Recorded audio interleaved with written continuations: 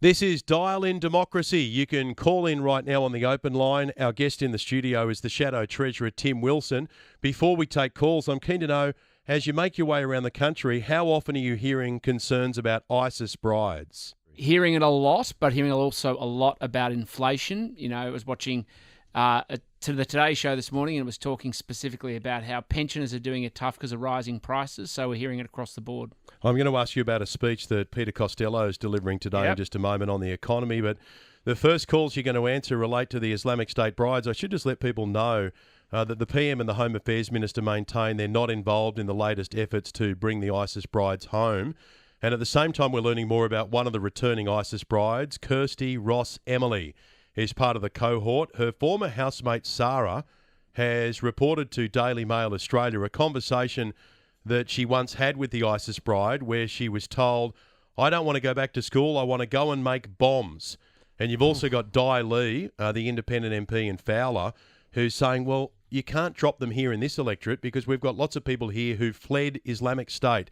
Let's go to Frankie, who's got a question for Tim Wilson, the Shadow Treasurer. Go right ahead, Frankie. Good morning, Ben. Good morning, Tim. I heard an argument recently about the ISIS brides where they said since they're Australian citizens, we're obliged to bring them home and to bring them back. How would you respond to that? Well, there's, of course, Australian citizens have a right to get into our country, but whether we issue them passports if they're putting us at risk is a different matter. What we know is that the government's playing tricky where they get other groups to work with them to bring them back to Australia so they can deny plausible involvement. And this is the critical question for people like Tony Burke and, of course, the Prime Minister. Are they working through third parties to bring people back to Australia who, you know, I think any reasonable person would say is posing a serious safety risk? Tony Burke wouldn't even tell us that they'd been issued passports. It was the bloke running the camp in Syria who said, oh, no, they've got Aussie passports. I've seen them. Exactly. And this is where they play tricky. They say one thing, oh, we're not involved, we're not engaged, we're not contacting them. But there are other groups they work through to do exactly that so they can have their hands clean and deny involvement. But this comes back, Ben, to community safety. It's not just what they've done while they're over there. It's where their children are radicalised and how much they pose safety to the rest of us should they return. If you've got a question for Tim Wilson or a comment, some advice, a tip, whatever you want, 131873. Helen, you're next up. What would you like to say?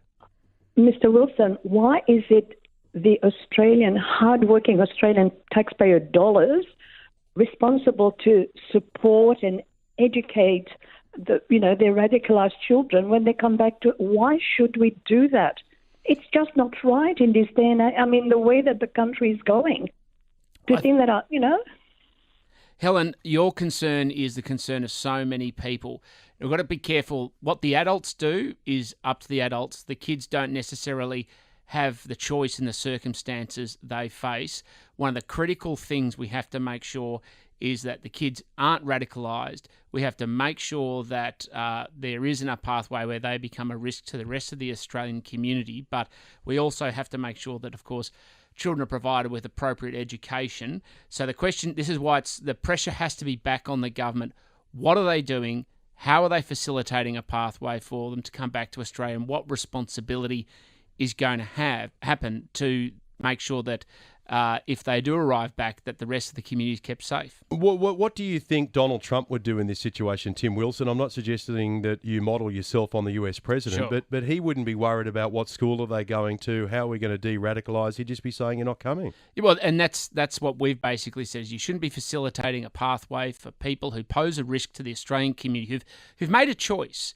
They made a choice to go overseas to ally themselves with radical Islamists to kill other people, to promote the caliphate, and we don't want people in our country who are actively going to stoke that type of division. Tom wants to talk about ISIS brides as well, and then we'll move on to some other topics. Tom, your call. Good morning, Ben and Tim. Just thought I'd call in relation to all that's happened to this date in relation with our government operatives, federal and I guess state, also our security agencies, and also the likes of Dr. Jamal Rifi.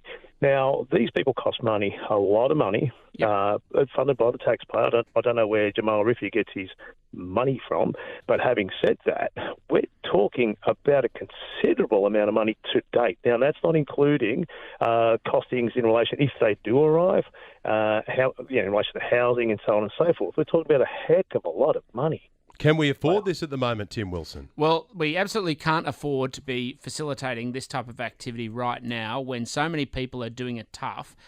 But it's also just a reminder of why we need clarity from the government now, because we, the taxpayer, will pick up the bill no matter what decision they make.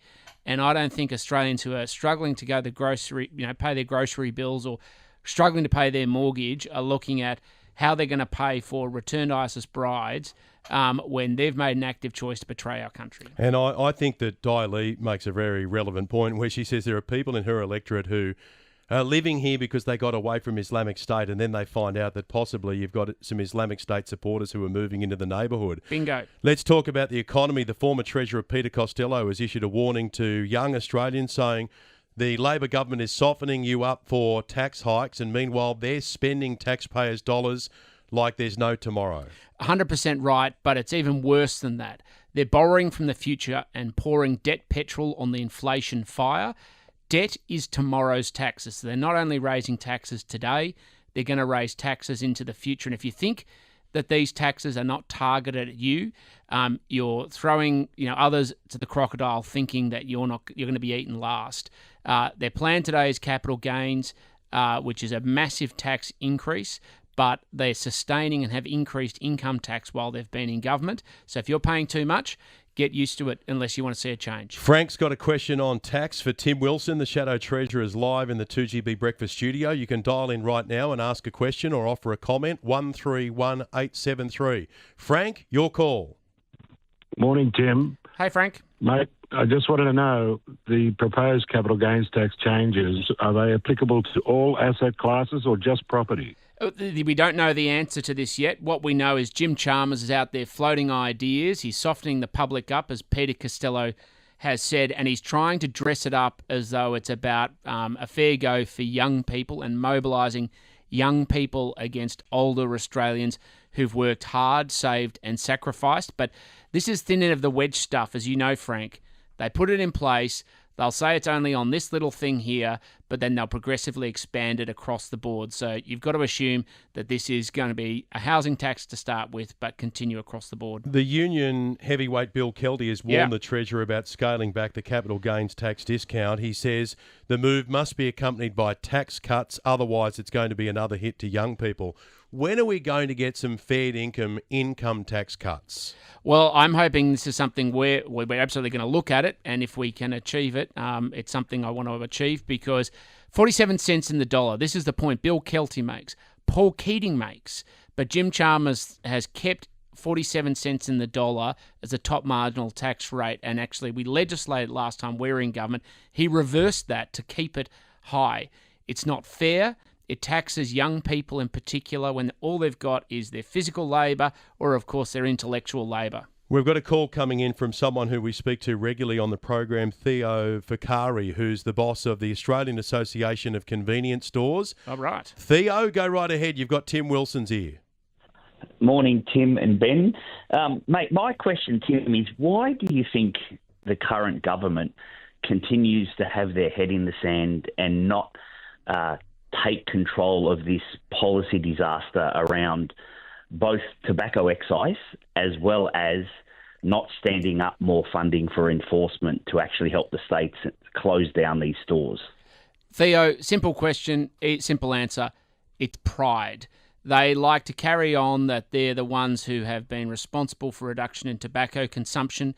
What they have done is replicated the experience of prohibition in the United States in the 1920s and 1930s.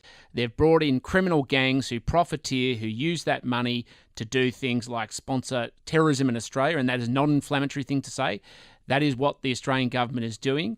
It's pride on the line. Once they admit that they got it wrong, they have to accept that a lot of the measures they've taken, from plain packaging to the tax excise, was fundamentally ill thought through, and they'd have to swallow their pride. A question now on One Nation. It's coming from Margaret. Hi, Margaret. Hi, Ben. How are you? Doing well. That's good. I just have a question for Tim. Yep. Why should I not vote One Nation? Oh, good question. Thanks, Margaret. The simple answer is they don't actually have a plan for our country and they can't govern for our country. We have to make sure we take the whole of the community with us together.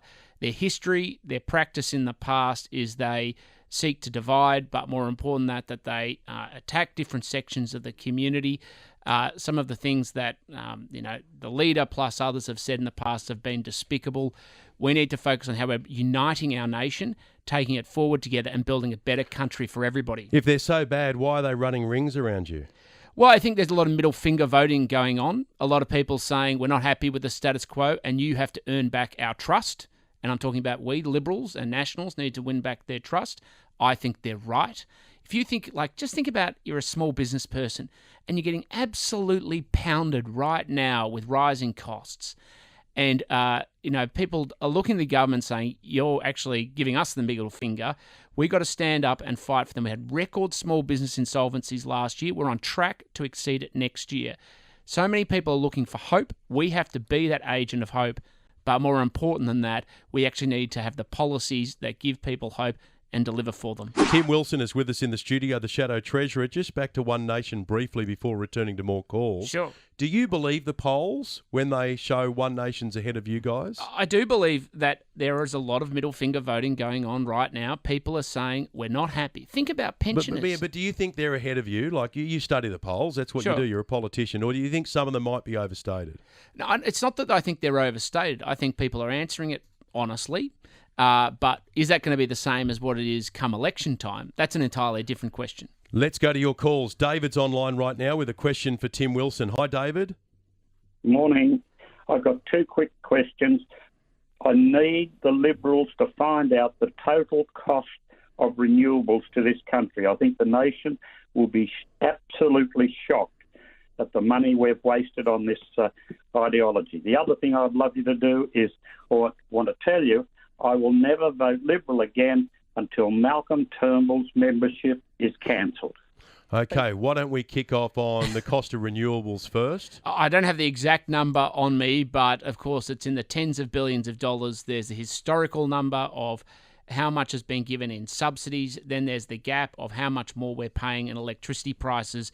But what Australians know right now is electricity prices rise month on month, year on year. The government hit it when they said they were going to give $275 off electricity prices. What they did was they gave a $300 rebate so that they could hide the fact that prices were going up. Australians are paying more, and it's because of bad policy that's driving not just renewables, but the whole restructuring of the energy grid, which isn't driven by price and making us a competitive nation. Just on the energy figures, in the last 24 hours, New South Wales received 70% of its power from coal. And we are seeing renewables doing some more heavy lifting on days when there's lots of sunshine or lots of Sure. wind. But 70% from coal in the last 24 hours, it goes to show we still need it. Well, you still need baseload power. Where it comes from, you need what they call peaking power, which is gas, but you need a mix in the grid, and having a renewable energy approach will just kill your industry. It'll force up household prices and it'll cost jobs. It's mad. We also need nuclear, but if you go to another election with a nuclear power policy, you know that you're going to get hammered. Well, I don't agree with that. We believe in lifting the moratorium. I've always believed in lifting my moratorium my entire adult life. The question is who then goes on and builds the energy we need. We've got the Victorian government, the New South Wales government pretending they don't need coal.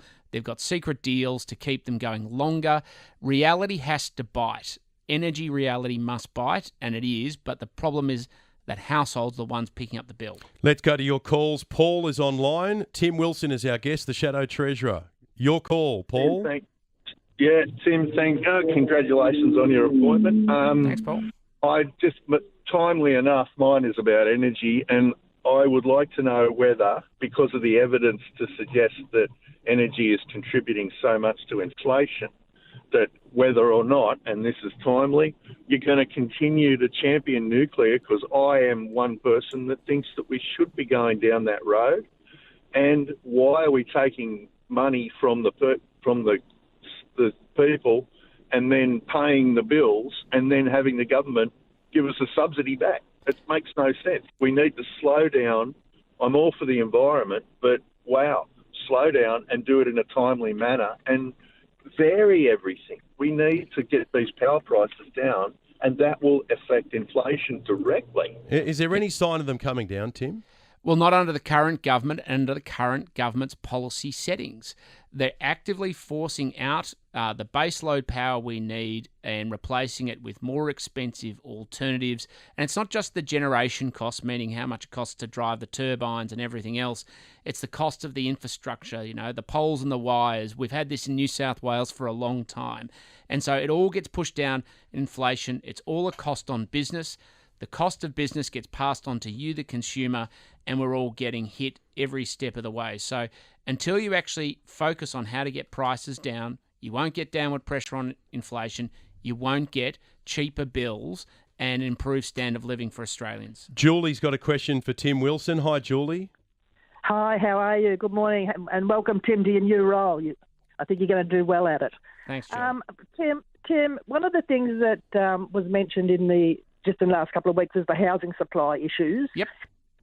And then that coupled with the government now tempting us or saying that they're going to do the capital gains tax adjustments and all those sorts of things.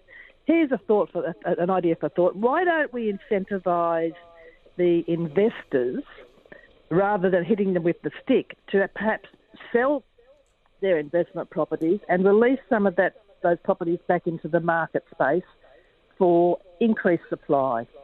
Now, I've got 7 investment properties. I've worked hard all my life. I'm approaching 70. So I'm now thinking of what I'm going to do with all my investment properties because I use that for my income. And what if it was attractive enough, you'd be happy to get out as long as you weren't being dudded? I'm not going to be paying otherwise I'm just going to hunker down. All right, that's a really good question to raise. Thank you, Julie. Tim? Well, Julie, you've worked hard all your life to get ahead. We've had this experience in Victoria where they've been whacking more and more taxes on existing properties to try and get investors out. What happens? There's less properties available for rent.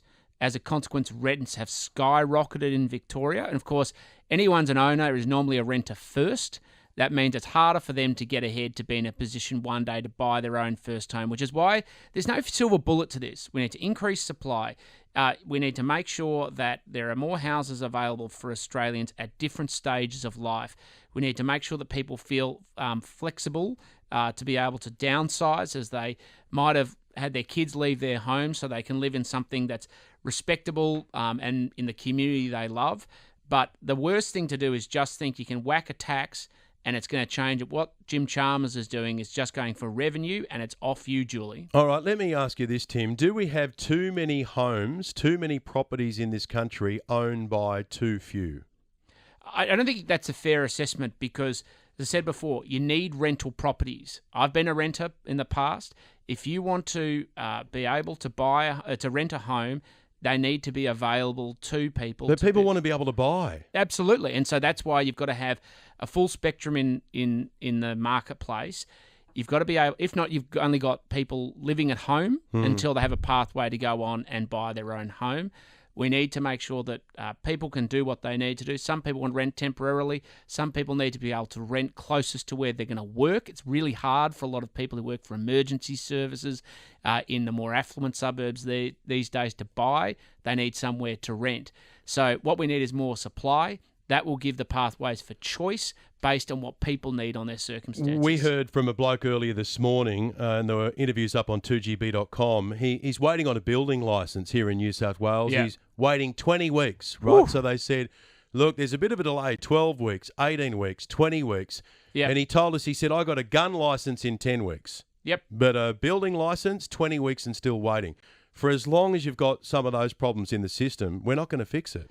No, that's right. And so there's problems you've got to fix at the local level, the state level, and the national level. But we've got to speed these processes up because when it comes down to it, every delay is higher cost because you're still paying the cost of financing the land and everything else, and all that gets passed on to the first home buyer. I've got less than a minute until the news. You can see the countdown clock there. This is Live with Tim Wilson. You didn't answer the question on Malcolm Turnbull. You almost got out of the studio without answering it. You didn't put it to me, but now you have. And It's simple. He's a member of the New South Wales division of the Liberal Party. I get why people are jack of him. I'm jack of him as well. It's just, I actually believe in loyalty, Ben, and he had the great privilege of being the Prime Minister of this country. And he's chosen subsequently to continue to complain every step of the way when I don't believe he met his own test of leadership. I reckon Malcolm would love it if he was kicked out of the Liberal Party. That's I probably suspect exactly that's what true he too. wants. He wants to be a martyr. Don't let that happen anyway. We appreciate your time. Thanks for coming in and doing this, and let's do it again. It's a nice chance for people to be able to talk directly to the man who one day might be Treasurer. Thank you so much. Thanks.